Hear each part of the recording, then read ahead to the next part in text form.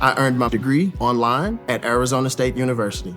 I chose to get my degree at ASU because I knew that I'd get a quality education, they were recognized for excellence, and that I would be prepared for the workforce upon graduating. To be associated with ASU, both as a student and alum, it makes me extremely proud, and having experienced the program, I know now that I'm set up for success. Learn more at asuonline.asu.edu. All right, buckle up everybody, we're diving deep into the world of Venom. Specifically, his last dance. Venom, The Last Dance, the final film in the trilogy. It hit theaters just a few weeks ago, and well, we've got a lot to unpack. Yeah, this one really takes Eddie and Venom's relationship to a whole new level. I mean, we get the action, we get the laughs, but it gets pretty deep too. It does. Like, right off the bat, you've got Eddie and Venom on the run. Not just from, the usual cops and bad guys, but from other symbiotes too. Talk about pressure. Oh, yeah. They're basically fugitives, right? Yeah. Stuck between a world that fears them and their own kind that sees them as a threat. It's like the ultimate test of their bond. Exactly. Yeah. And when you're dealing with a creature like Venom who's essentially immortal, this whole last dance thing takes on a whole new meaning, right? I basically think, what even is the future for me like Venom? And this film doesn't shy away from those big questions either. It goes way deeper than just the superpowers and the cool, symbiote effects. We're talking about the emotional, the psychological connection between Eddie and Venom, codependency, questions of identity, even the nature of consciousness. There's some really heady stuff in there. I mean, you're essentially exploring what it means to be human, or in Venom's case, almost human, right? When you have two beings sharing a body and a mind, well, things get complicated. Absolutely. And let's not forget Tom Hardy holding it all together. He's playing both Eddie and Venom. And I got to say, the way he just transitions between those two, it's incredible. It's seriously impressive. It goes way beyond just voice work. He's embodying two distinct personalities seamlessly, often within the same scene. It's a testament to Hardy's talent that Venom is, well, he's an icon now. He really is. That blend of menace and humor, it's just so unique.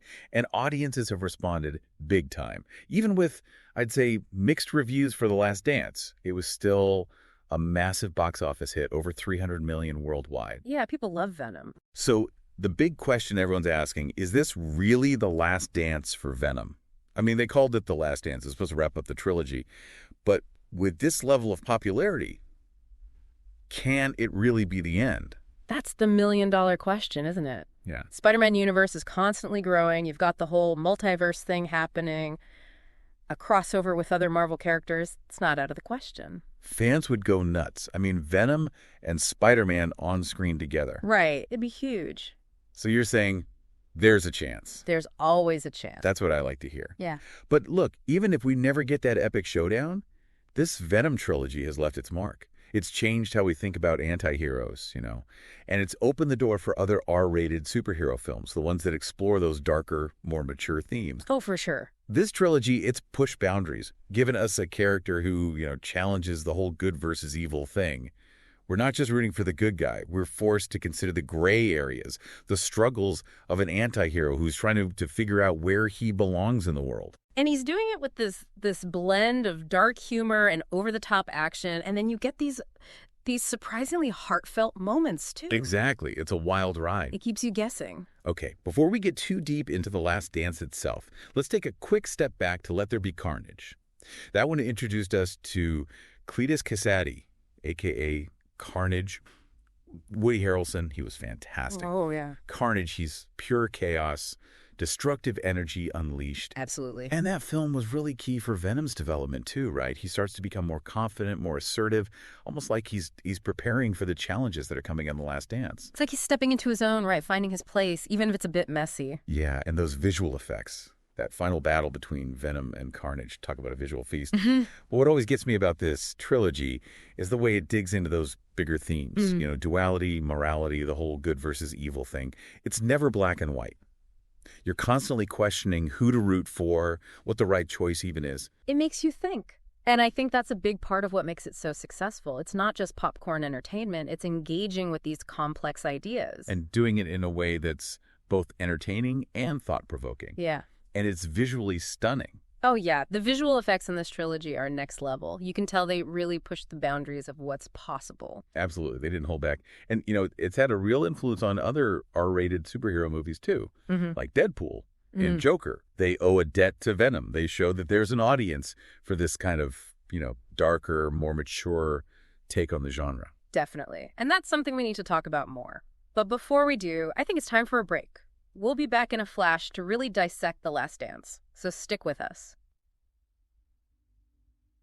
Welcome back, everybody. We left off talking about how Let There Be Carnage kind of set the stage for The Last Dance, and how Venom has really changed what we think of when we think anti-hero. He's not exactly your Boy Scout superhero, right? Like, yeah, there's good in there, but he's chaotic and unpredictable and sometimes just plain selfish. He keeps you on your toes, that's for sure. But he also makes you think, right? Like, where is the line between good and evil? With Venom, you're never really sure which side he's going to land on. It's true. He's constantly wrestling with those two sides, the symbiote and Eddie. Like, is it ever okay to do bad things for a good reason? Can an alien being like Venom even grasp human ideas of ethics? Big questions, and I like that the movie doesn't give you easy answers. It's not all tied up in a neat little bow, It makes you think, and I think that's what good storytelling should do, right? Totally. And it does it while still giving you all the fun stuff. The action, the humor, the visual effects are top-notch.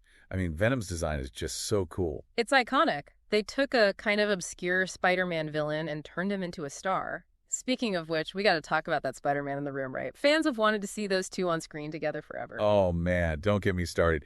Venom and Spider-Man, that would be epic. You've got the classic hero versus anti-hero thing, but with this added layer of their shared history through the symbiote. The possibilities are endless. The action, the banter. Imagine the visuals. It would break the box office. Absolutely. And with the multiverse in play now, who knows? It might actually happen. Here's hoping. But hey, even without a Spider-Man team-up, we can't ignore what the Venom trilogy has done for superhero movies. It's pushed boundaries, show that audiences are ready for these more mature, morally complex stories. 100%. Venom's success opened the door for other R-rated superhero films. Films that weren't afraid to get dark and gritty. It feels like we're in this golden age of superhero movies now, where you can have all these different kinds of stories and characters, and Venom was a big part of that shift. It showed that audiences want more than just the classic good guy versus bad guy story. They want something with depth, something that makes them think. And Venom, The Last Dance, is kind of the culmination of that, right? It's about confronting your past, facing your demons, and ultimately deciding what kind of mark you want to leave on the world. Ooh, that's a good way to put it. It's not just about saving the day. It's about personal growth and redemption.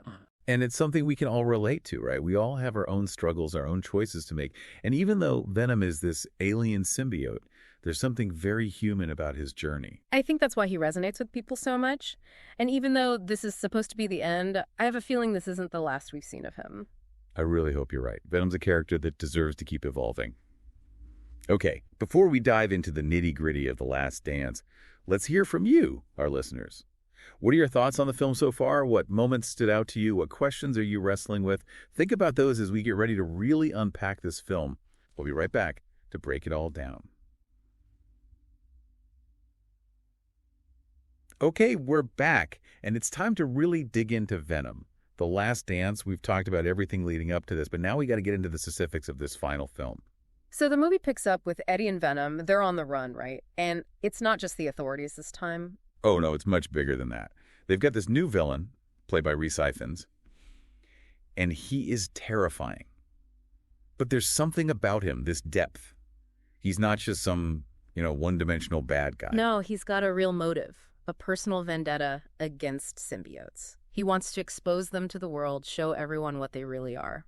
Which is a terrifying thought. Oh, absolutely. And it forces Eddie and Venom to really confront the choices they've made, the things they've done. The stakes are incredibly high, like extinction level high. No pressure. And you can feel that tension throughout the film. Their bond is pushed to the absolute limit. They're fighting, arguing, almost like they're going to split up for good. Yeah. There's this one scene, I don't want to spoil it, but Venom's hurt and Eddie's trying to save him. It's heartbreaking. You can see how much they need each other. It's so powerful, right? It really drives home that central theme of the movie. Like, yeah, they're different, they clash, but they're better together. They make each other whole. And that realization that they need each other, it leads to some of the best, most emotional moments of the film. And then, of course, you've got that final showdown. I mean, visually, it's spectacular. Venom versus this villain, and the fate of, well, everything is on the line. It's epic. And Yeah. I'm not going to give anything away, but that ending, it's satisfying, but it also leaves you thinking. Like, there's the sense of closure, but also this feeling that maybe, just maybe, this isn't the end. Which is what we're all hoping for, right? Oh, absolutely. I don't think anyone's ready to say goodbye to Venom just yet. He's become such an iconic character, you know? And I think that's what makes Venom: The Last Dance such a fitting end to this trilogy. It celebrates everything we love about him, but it also acknowledges that his story isn't over. There's still so much potential there, so much more to explore. So as we wrap up this deep dive into the world of Venom, what are some of the big takeaways? What do we want our listeners to remember? Well, first of all, Venom. The Last Dance, it delivers. It's a wild ride, full of action, humor, and some really touching moments. But it's also a film with a lot of heart, a lot to say about the nature of good and evil, about finding redemption, about accepting who you are, even the messy parts. It's a reminder that even anti-heroes can be complex, that they can grow and change, and that sometimes the most unlikely of friendships can be the strongest. It's a story that stays with you. It makes you think, it makes you feel, and it definitely leaves you wanting more. And on that note, we've reached the end of our deep dive into Venom: The Last Dance. But the conversation doesn't have to end here. What did you think of the movie? Did it live up to your expectations? What do you think the future holds for Eddie and Venom? Keep those symbiote senses tingling, because who knows what's next for our favorite lethal protector. This is just the beginning. Today is your lucky day. Today is the day that our $3 website works for you, paying you directly to your PayPal daily. Imagine $3 ongoing continuous payments to your PayPal account. Imagine falling asleep and waking up to $300 in your PayPal account. How would this make you feel? How could this help you? What bills could you pay? What kind of fun could you have? What does that retirement look like now? All for a one-time payment of $3. This website is DFY done for you, fully built and completely hosted, and never stops collecting payments for you. You have spent $3 on coffee on a regular, but that coffee won't help you create multiple streams of income. Click the link below.